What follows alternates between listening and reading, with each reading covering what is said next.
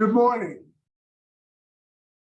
Would the offender please give your full name and your Department of Corrections ID? My name is Cedric Oneal. My ID is 331787. Mr. O'Neill, my name is Alvin Roche. To my left is Ms. Pearl Wise, and to my right is Mr. Pete Freeman. Let me explain the process to you. I will read some information into the record. Once that information is in the record, we'll conduct a thorough interview with you. At the appropriate time, we'll allow Warden Goodwin and his staff to make comments if they wish. We also have a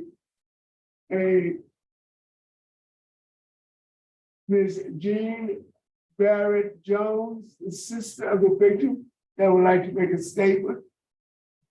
And at the very end, before we vote, we'll allow you to make a brief statement on your behalf. You understand the process? Yes, sir. You are Cedric O'Neill, DOC number 331787. You're currently 48 years old. You're a second class offender. Your offense is vehicular homicide, and you were billed as an original offender on February 13, 2002. At that time, you received 1,215 days jail credit, and your parole date it was April 15, 2006. Your good time date is July 17, 2028, and your full-time date, October 15, 2028. Is all that information correct? Yes, sir. Your case this morning has been assigned to Mrs. Pearl Wise. Would you please answer Mrs. Wise's questions? Good morning. Good morning, ma'am. How's it going? I'm doing just fine. Good. The records I have show that your last hearing was September the 29th of 2021, and you were denied. And then you applied for a rehearing, and on August the 22nd of 2022, you were granted a rehearing, and so now that brings us here today. Is that correct? No, ma'am. I think it was 18. It should have been. It was 2018, your last hearing? Yes, ma'am. Oh, okay. Okay, let me look. Okay. April the 2nd. April the 2nd of 2018? Yes, ma'am. Okay. Do you remember what the panel said, the reason why you were denied? Do you recall? I had a disciplinary report at the time and a victim opposition and jurisdiction opposition at the time. I say it again. I had a disciplinary ruling violation and victim opposition and jurisdiction opposition at the time. Okay. Okay. Okay. Now you are Cedric O'Neill, right? Yes, ma'am. I just want to make sure. Okay, no, make sure. Tell us why you're in jail. I'm in jail for the charge of vehicular homicide. I went to a football game and we had some drinks at a tailgate party, and I got in the vehicle to go to the subway to get something to eat, and some pedestrians were crossing the street when I was going to get something to eat. I was behind a Ford Explorer. When I came around this Ford Explorer, the victims were there, and I ran over a young lady. And what would you say to that family now? Well, I would just love to say that I'm truly sorry for my actions, for the things I did on that night, and that I would never, ever again use drugs and alcohol, because it really affects your driving ability, everything. And I've caused so much damage to these people's lives, as well as my own, my family life.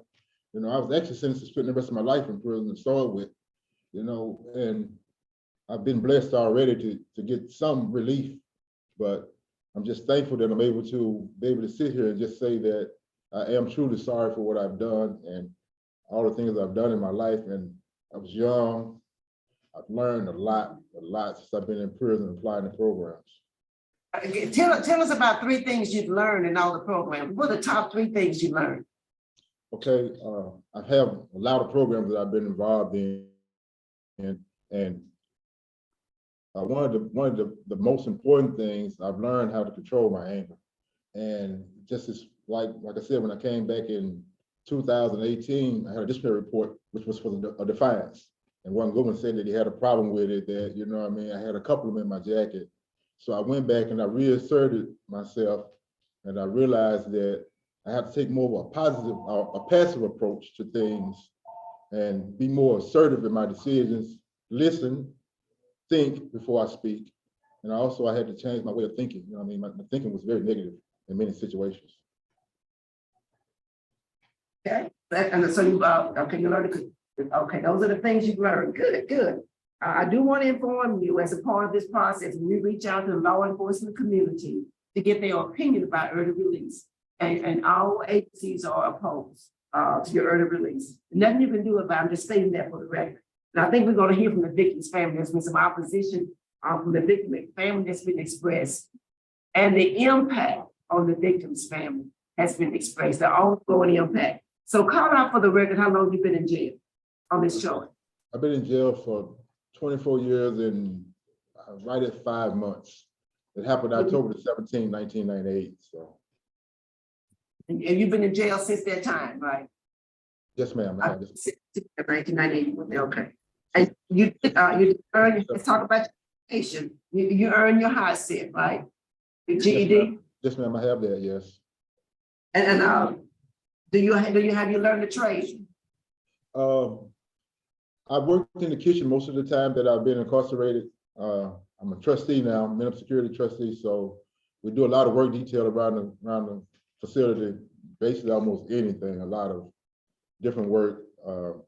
When you say a lot of different work, talking about plumbing, electrical, what you mean? What do you mean? We don't do electrical, but we do a lot of landscaping type work, building, moving things, that kind of, a lot of manual labor type work around the facility. Good. What about, because on the night of this offense, it's indicated you've been drinking. So tell me what you've done for substance abuse. Okay, I have my 12-step small book certificate, and okay, I attend AANA on Thursdays, the big book meeting. So I've done that. I also have Celebrate Recovery, which has to deal with substance abuse also. And I just completed victim awareness about 4 days ago. Okay, very good. Miss, all right, thank you. Now, if you're successful. One more thing too, I forgot. Go ahead. One more thing I forgot to tell you too. I'm going to be a service safe manager as far as the certificates are concerned. On the 12th, I take not the 12th, the 10th, I take my test to become a service safe certified manager. So that'll help me on the outside with my employment and help me establish a good form of life outside. Okay, that's why I was just about to ask you about your plans outside. So you plan on staying in the cooking industry or what? Well, I have another job set up for me right now that it consists of a place called Valworks. They make pumps for offshore wells and stuff, and they're supposed to pay me a pretty decent amount. So I think that's would be substantial for where I would start at. Like I said, I love cooking though. I've done it for a long period of time. That is something that I love to do. So at some point in time, I may get into that, but you have to realize that I've been incarcerated for over 24 years and a half. And at the age of 48, it's going to be hard to get Social Security because I hadn't hardly had too many jobs since I've been out there.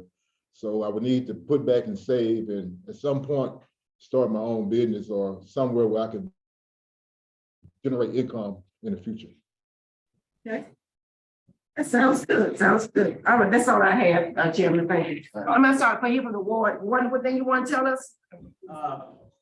Ms. Wise, I believe you covered everything. His record speaks very good for itself. He's been in David Way since 2012, almost 11 years now. He's 11 years in April, and the last write-up that he had was in 2018, February of 2018. So that puts that 5 years. It's been 5 years without a write-up. He's been applying himself to everything positive that he can, and he did mention the fact that he's minimum custody now. He didn't make trustee, and he's and plus he's going to school in the evening. That Serve Safe program is the evening class. That's a vocational program that we have in the evening time. He does that after he gets off work. So everything he's doing is for the good, for the good. He's not doing anything negative in the last 5 years on his record at all, Ms. Pearl. Thank you, Ward. That's all I have. Thank you, Ms. Wise. Mr. Freeman. Yes, sir. What is gonna be your sobriety plan when you get out? Well, I for sure would need to get me a sobriety family AA program, attend meetings. I also have a very, very strong support group, a very Christian related family, which is something that I think I'm really need to keep me in a positive environment. And like I said, attend meetings. And I also want to be able to try to talk to young kids or either people and let them know that the situation that I've been placed in with this one decision that I made on the night to get in a vehicle and drive it, I changed my lives and so many people's lives, and I harmed so many people. And maybe that could help somebody else not make the mistakes that I made in my life. Thank you. Tell us about some of your organizational participation. I see you belong to the Human Resource Club, Lifers Club, Toastmasters, JCs. Tell us a little about that. Okay, I'm involved in the JCs, which is a brotherhood club. We try to teach some of the young brothers that come into the facility to kind of keep them from making some of the same bad choices and better ways to go in life when they get out of prison. I'm involved in Helpers Group, which is a health education class. I'm a certified peer counselor, so they depend on me to deliver good information about things like HIV, and cancer is one of the biggest things that go on in life now that we talk about. Toastmasters for sure. I mean, that is something that I love, and it has taught me to be able to be a good speaker in life. And the mission statement for Toastmasters is to provide a mutually supportive, positive learning environment which every member has the opportunity to develop and practice good leadership and communication skills. So with that being said, that program is very, very helpful for a lot of guys that just have a hard time expressing themselves in life. Thank you, Mr. Oneal. Just for the record, Mr. Oneal was sentenced when he was first convicted to life without benefit of probation, parole, or suspension and sentence. He had that and he was resentenced again to the same sentence. And in 2012, I think, he was sentenced to 30 years without probation or parole, and that was revisited again. In the fourth time he was sentenced, he had 30 years, and he had the ability for parole eligibility. Is that correct? Yes, sir. At this time, we'd like to hear from Ms. Jean Barrett Jones, the sister of the victim. Ms. Jones? Yes, sir, I'm here. Yes. Thank you for your attendance at the hearing. I know it's difficult. Would you like to make a statement? I would. Would you please give us your full name and your state? My name is Jean Barrett Jones, and my state is Louisiana. Your statement. My statement. My family was asked in 1998 to write victim impact statement so that he didn't get bail. We complied. Again, we were asked to write statements for the trial. We complied. I was contacted 2 years ago as my daughter fought for her life to write a statement because legislature was passed that granted him the opportunity to have his sentence reduced. I complied. Now I've been thrown another blow because a reduction wasn't enough for him. He wants parole. Well, I want my sister. I can't understand how this man whom we were told was given life without the possibility of parole because he was charged as a habitual offender, habitual meaning habit, repeatedly, repetitive. And now he's being given everything that the state promised my mother he wouldn't ever get. Here we are.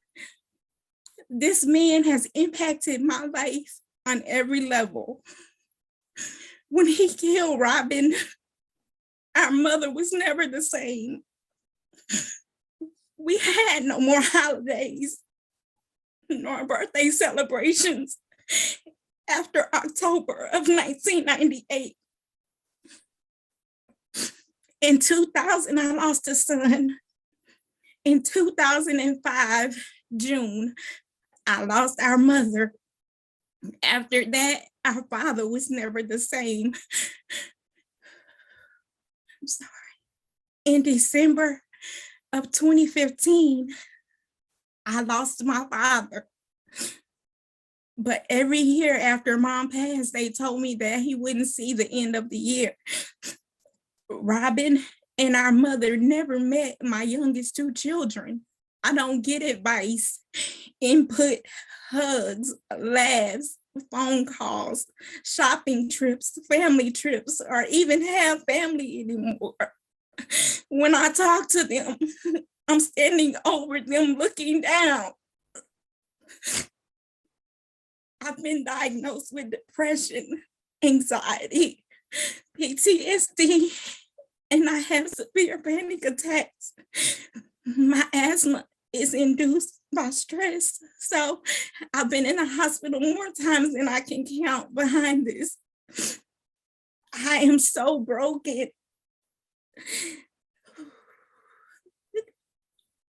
I'm sorry. I am so broken, and I refuse to put my trust in others, fearing that they will just let me down or do something reckless, hurt me or someone that I love. He has rewritten my life so many times without my consent, and that is so selfish. I assure you that we are real people with names and not just victims. Even though we're constantly being victimized by him feeling that he deserves something that he took from Robin, freedom and the opportunity to have a life that she designed for herself. I have suffered with survivor's guilt since this happened because I've always protected Robin.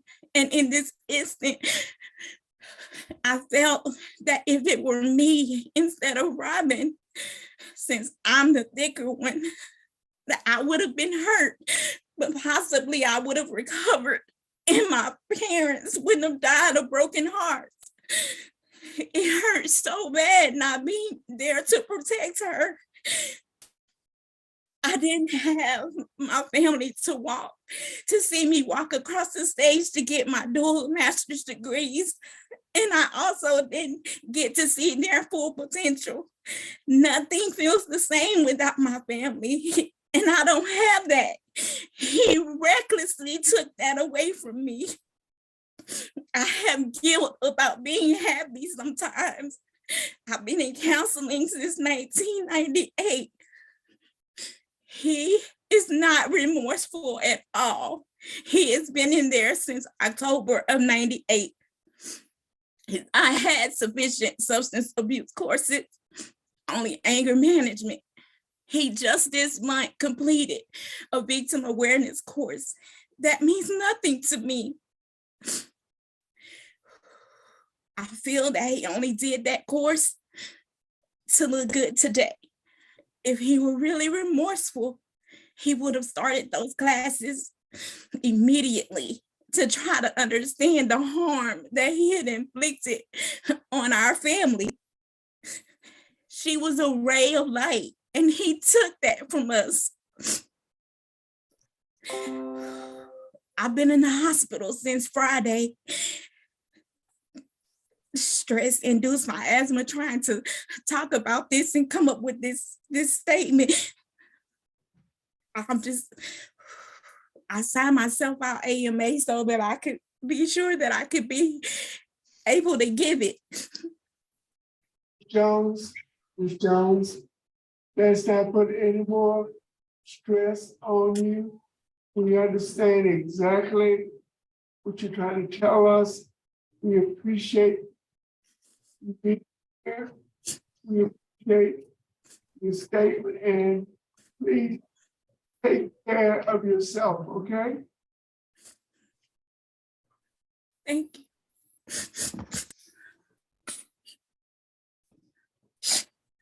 Mr. O'Neal, Yes, sir.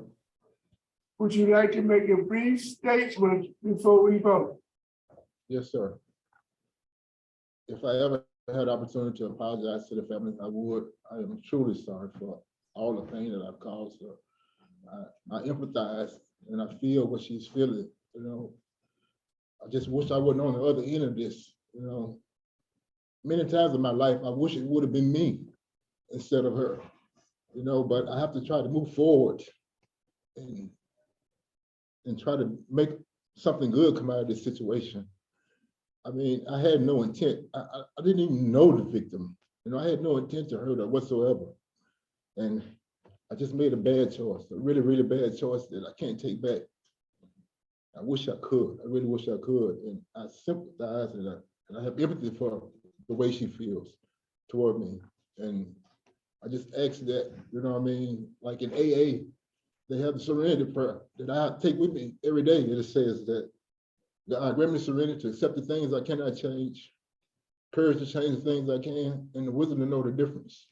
And I have to try to move on with my life and try to better myself and help other people. That's why I say I would like to talk to people about what I've done, because most people don't know that one bad decision, you know, it wasn't drinking, it was getting in that car, making the decision to get in that car, to think that I was sober. And I changed her life, my family's life, and all the people that were at that stadium that night. There are people probably don't even want to go to games because of what I've done. It's been 25 years and I still have to live with it for the rest of my life. Mr. O'Neal, I recommend executive session to discuss confidential matters related to this case. What did she say? I'll second. Is probably moved and second that we go into executive session. Would you please call a roll? Yes. Yes. Yes.